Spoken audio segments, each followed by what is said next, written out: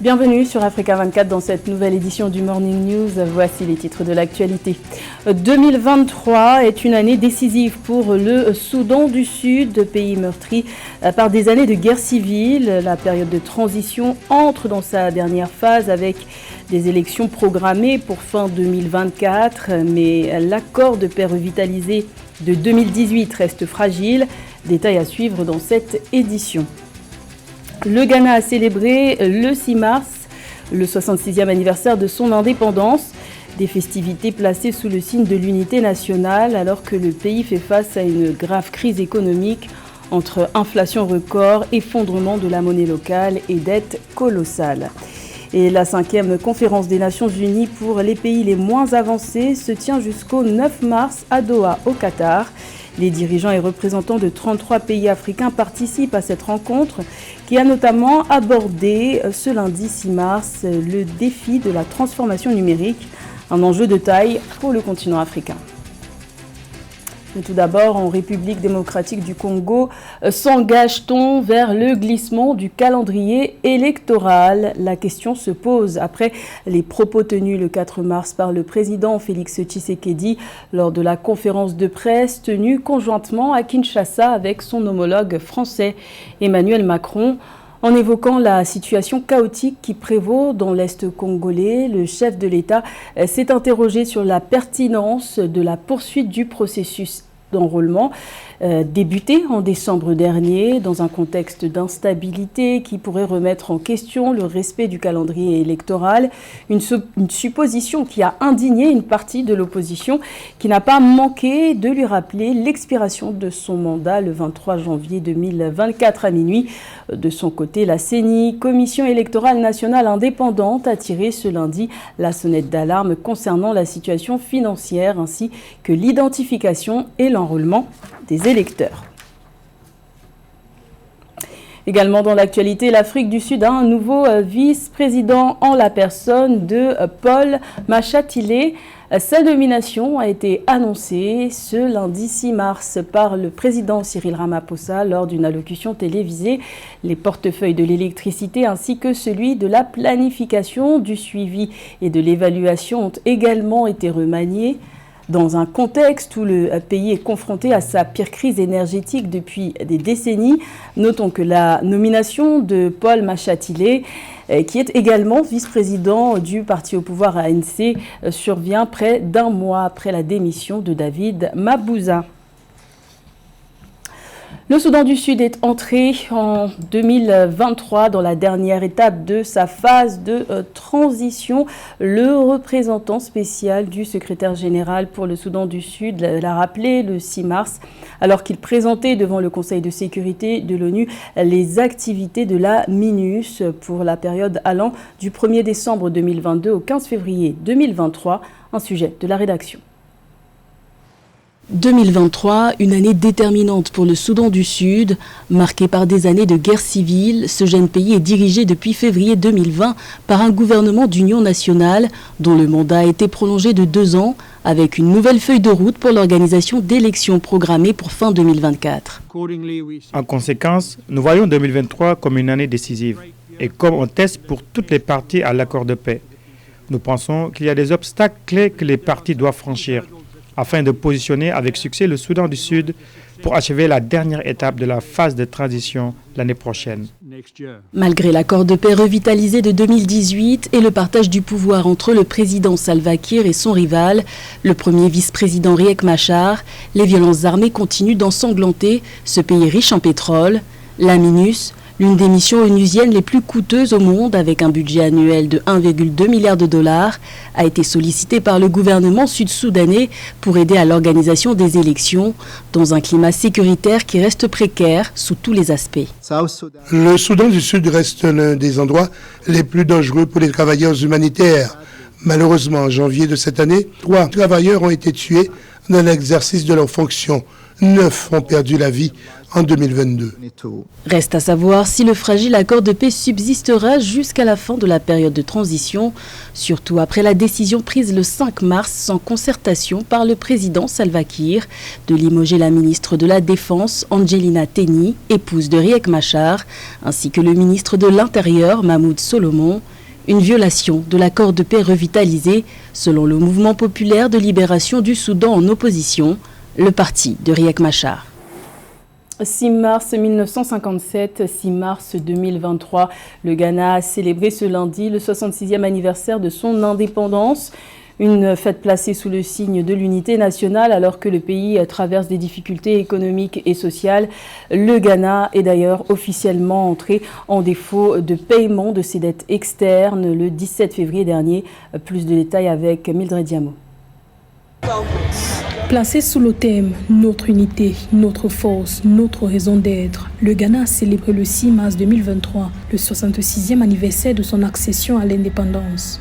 Invité d'honneur de la fête nationale 2023, Umaro Sissoko Embalo, président de la République de Guinée-Bissau, et également président en exercice de la CEDEAO, la communauté économique des États de l'Afrique de l'Ouest. Les activités officielles de cette journée se sont déroulées à Ho, capitale régionale de la Volta, avec plus de 5000 participants. La plus grande réalisation de notre indépendance est le fait que nous avons soudé différentes entités ethniques en une seule nation. C'est la cession à l'indépendance qui nous a donné notre identité commune en tant que Ghanéens. Aujourd'hui, nous célébrons l'anniversaire du jour où nous avons atteint le statut enviable de devenir le premier pays d'Afrique subsaharienne à être libéré de la domination coloniale, et avec cela est venue la lourde obligation de servir en permanence de baromètre du progrès du continent. 66 ans plus tard, nous avons travaillé dur pour assumer cette responsabilité, même si nous reconnaissons que nous n'avons pas pleinement réalisé notre potentiel. La commémoration du 66e anniversaire de l'indépendance du Ghana cherche à souligner la nécessité pour les Ghanéens de s'unir pour surmonter les défis auxquels le pays est confronté. Malgré les efforts considérables pour promouvoir la paix, la démocratie et le bien-être social, le Ghana fait face à des difficultés économiques, sociales, culturelles et politiques. L'économie étant durement touchée par la chute des indicateurs macroéconomiques. Des défis majeurs tels que l'inflation galopante, la dépréciation de la monnaie locale, la hausse des taux de prêt et une dette colossale ont poussé le pays à demander au Fonds monétaire international un plan de sauvetage économique de 3 milliards de dollars en 2022. Le thème de la célébration de cette année, notre unité, notre force, notre raison d'être, devrait construire en nous le désir constant de rechercher le progrès, la prospérité et le développement du Ghana, quelles que soient les difficultés auxquelles nous sommes confrontés. Le 3 mars 2023, 72 étudiants qui ont excellé à l'examen du certificat d'éducation de base 2021-2022 ont reçu des certificats d'honneur du président Akufo-Addo dans le cadre du President's Independence Day Awards. Le Ghana a obtenu son indépendance le 6 mars 1957 après 83 ans de domination coloniale britannique, devenant le premier pays d'Afrique subsaharienne à obtenir son indépendance de la Grande-Bretagne. Les dirigeants et représentants de 33 pays africains participent à la 5e conférence des Nations Unies sur les pays les moins avancés. Une rencontre qui se tient au Qatar jusqu'au 9 mars. Ce lundi, les participants se sont penchés sur la question de la transformation numérique à l'heure où le taux de pénétration de l'Internet en Afrique est évalué à environ 43%. Un sujet de Kamesh Katapoulé. Du potentiel à la prospérité, tel est le thème de la 5e conférence des Nations Unies sur les pays les moins avancés qui se tient actuellement à Doha au Qatar. Un rendez-vous présidé par le chef de l'État malawite, Lazarus Chakwera, est centré sur la mise en œuvre du programme d'action de Doha. Adopté par l'Assemblée générale de l'ONU le 1er avril 2022, ce programme doit notamment permettre aux pays moins avancés d'atteindre les objectifs de développement durable. Vous représentez une personne sur 8 sur Terre et j'ai une immense admiration pour vos efforts remarquables. Mais nos pays sont aussi piégés dans des cercles vicieux qui rendent le développement difficile. Et je peux vous assurer que nous sommes parfaitement conscients des inégalités créées par notre système économique et financier mondial injuste. Nous sommes déterminés à le changer par des réformes et en accordant des ressources adéquates aux pays les moins avancés. Parmi les temps forts de ce sommet, une série de tables rondes était organisée ce 6 mars sur la transformation numérique, une thématique essentielle à l'heure où au sein des PMA, environ 36% de la population a accès à Internet contre une moyenne de 88% dans les pays développés. Dans les détails, l'Union internationale des télécommunications précise dans son nouveau rapport que 720 millions de personnes ne peuvent toujours pas se connecter dans les PMA, soit 2/3 de la population. Malgré le développement du numérique dans le monde, des millions de nos habitants dans les pays moins avancés ne sont toujours pas en mesure de profiter des avantages inhérents à cette technologie. La connectivité numérique n'est plus une option pour les PMA, mais une bouée de sauvetage. Elle peut jouer un rôle essentiel dans la création de nouvelles opportunités. Cela peut nous aider, nous les PMA, à libérer nos potentiels respectifs pour favoriser le développement durable.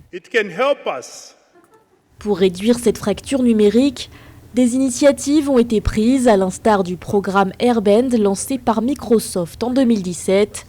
Dans le cadre de ce programme, la société s'est associée au groupe panafricain Liquid Intelligent Technologies. Leur objectif, permettre à 20 millions d'Africains de se connecter à Internet d'ici 2025. Au Tchad, la filière coton ambitionne de retrouver son éclat d'antan. Le manque d'investissement public et l'essor de l'exploitation pétrolière au début des années 2000 ont considérablement fait chuter la production nationale d'or blanc. Pour inverser la tendance, les autorités de transition ont donc décidé de subventionner les engrais des producteurs de coton à hauteur de 10 milliards de francs CFA en 2023.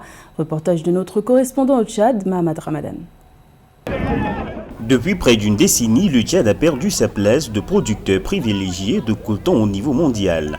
Pour relancer la filière, le gouvernement a subventionné les engrais à hauteur de 10 milliards de francs CFA au profit des producteurs ruraux. Des investissements qui ont pour but de raviver ce secteur qui profite à plus de 70% de la population méridionale du pays et contribue à hauteur de 20% du PIB hors pétrole. C'est une population laborieuse, une population qui s'est spécialisée en matière de production agricole et surtout on est numéro 1 au Tchad en matière de culture cotonnière. Et aujourd'hui, si le général Mahamat Idriss Déby Itno a dans son plan à penser à nous, alors c'est une grande fierté et nous sommes sûrs que ça va s'accompagner de production de savon et de l'huilerie. La relance de la filière est aussi accompagnée par la modernisation des usines d'égrenage et de délintage des grains de coton qui sont aux arrêts depuis plus d'une décennie. C'est le cas de l'usine de Gournou-Gaïa située au sud du pays qui a été totalement renouvelée pour traiter et emballer sur place les fibres et les grains de coton destinés à l'exportation. Cette usine facilitera la vie à des milliers de cotonculteurs qui n'auront plus à aller à Kélo ou à Pala pour convoyer leur production de coton. Dès la campagne prochaine, c'est-à-dire entre octobre et novembre, toute la production sera traitée ici sur place à Gournou-Gaïa. Pour rappel, le Tchad était l'un des grands producteurs de coton dans les années 1990, mais la production a drastiquement chuté avec le début de l'exportation du pétrole en 2003, pour atteindre son niveau le plus bas en 2018 avec seulement 16 000 tonnes. Le gouvernement veut relancer le secteur pour atteindre une production annuelle de 300 000 tonnes. L'Afrique fait face à un déficit de financement annuel de 4 milliards de dollars en termes de santé communautaire, ce qui explique le rôle déterminant des agents de santé dans la stratégie sanitaire des pays. Au Cameroun, Augustine Tassi fait partie de ceux qui officient dans les zones les plus reculées de Yaoundé pour prodiguer les premiers soins aux populations atteintes de paludisme, mais les problématiques sont nombreuses, comme nous l'explique Laetitia Mebanga dans ce reportage.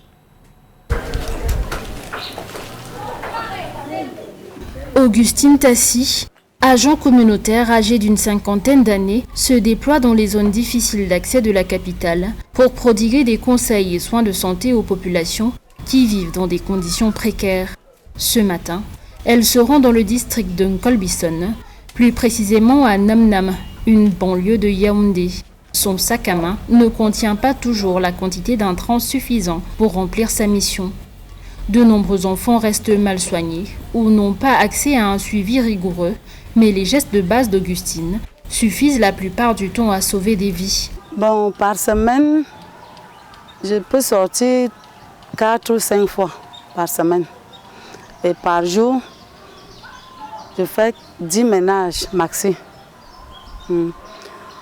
Là maintenant, de temps en temps, les gens viennent me retrouvent sur place à la maison. Beaucoup connaissent où j'habite, tous même ont mon numéro de téléphone. Ils viennent me chercher là où j'habite quand ils ont des cas.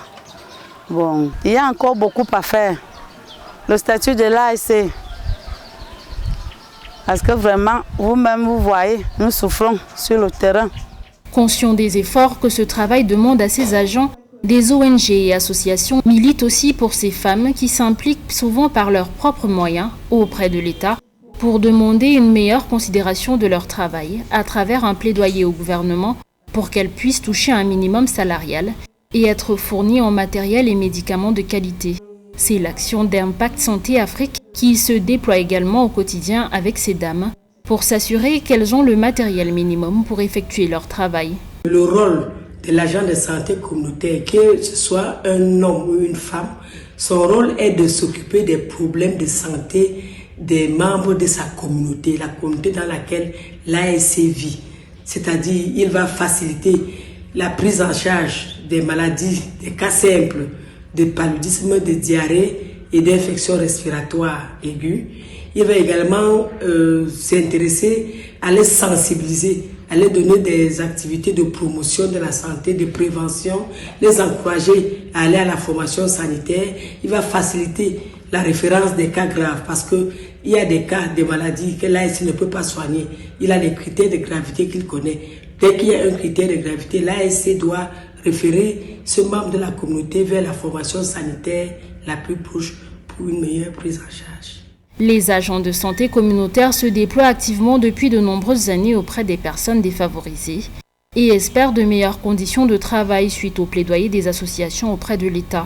Une table ronde a été dédiée à ces acteurs à la veille de la 36e édition de la Journée internationale de la femme sur le thème institutionnalisation de l'agent de santé communautaire, en présence de personnalités, des agents du ministère de la Santé publique, de la communication et des ONG. C'était le journal de la rédaction. Merci de l'avoir suivi. L'information continue sur Africa 24.